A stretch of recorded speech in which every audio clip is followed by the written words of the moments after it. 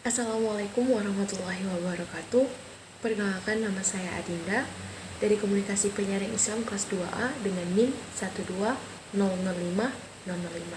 Di sini saya akan menjawab soal UAS dari mata kuliah Teori Komunikasi. Jawaban saya nomor 1 yaitu teori adalah serangkaian bagian atau variabel, definisi dan dalil yang saling berhubungan yang menghadirkan sebuah pandangan sistematis mengenai fenomena dengan menentukan hubungan antar variabel dengan maksud menjelaskan fenomena alamiah. Nah, manfaat dari teori itu sendiri yang pertama yaitu mengorganisasikan dan menyimpulkan pengetahuan tentang suatu hal. Yang kedua yaitu memutuskan kepada sesuatu, bukan banyak hal itu. Lalu yang ketiga yaitu menjelaskan sesuatu tentang yang sedang diamatinya. Lalu yang keempat yaitu memberikan petunjuk dalam cara-cara mengamatinya, seperti itu. Lalu yang kelima membuat prediksi, yang keenam komunikasi, dan yang ketujuh generatif.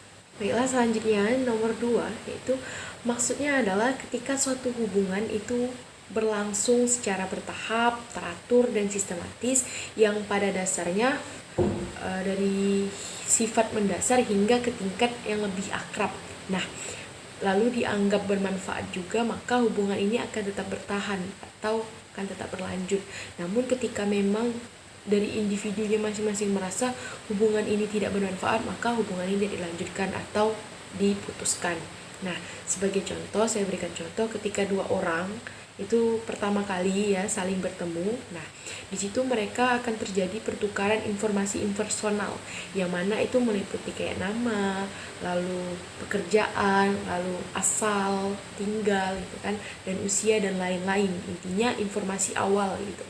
Lalu ketika kedua orang ini memutuskan untuk melanjutkan hubungan yang lebih lanjut, maka pertukaran informasi akan jauh lebih pribadi itu akan terjadi antar mereka, seperti itu. Selanjutnya saya akan menjawab soal nomor 3. Nah, saya sepaham dengan hal tadi bahwasanya suatu peristiwa komunikasi itu akan ditentukan dari perspektif mana suatu fenomena komunikasi itu dianalisis. Nah, misalnya kita ingin menganalisis suatu fenomena komunikasi kelompok ya kan. Nah, kita bisa menganalisisnya dari perspektif teori-teori yang ada di komunikasi kelompok, seperti itu. Bisa teori perkembangan, lalu teori percakapan sosial dan lain-lain seperti itu. Nah, namun juga bisa kita menggunakan teori-teori lain untuk menganalisisnya, seperti teori-teori yang ada di komunikasi antar pribadi. Selanjutnya saya akan menjawab nomor 4 yaitu pengetahuan saya terhadap teori perbandingan sosial, lalu teori pertukaran sosial, dan teori sistem. Nah, teori perbandingan sosial yaitu bagaimana individu itu mengevaluasi pendapat dan kemampuan mereka sendiri, yang mana dengan membandingkan diri mereka dengan orang lain atau orang sekitarnya, yang mana hal ini untuk belajar bagaimana mendefinisikan diri sendiri.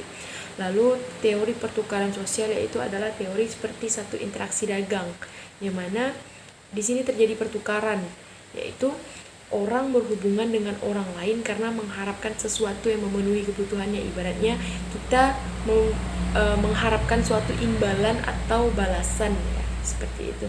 Lalu teori sistem. Nah, teori sistem ini adalah seperangkat prinsip yang terorganisasi secara longgar dan sangat abstrak yang berfungsi mengarahkan pemikiran kita. Selanjutnya saya akan menjawab soal nomor 5. Menurut dua teori yang pertama yaitu teori dependensi media atau teori ketergantungan antar media, di mana menurut teori ini adalah khalayak umum itu tergantung pada informasi yang berasal dari media massa, yang mana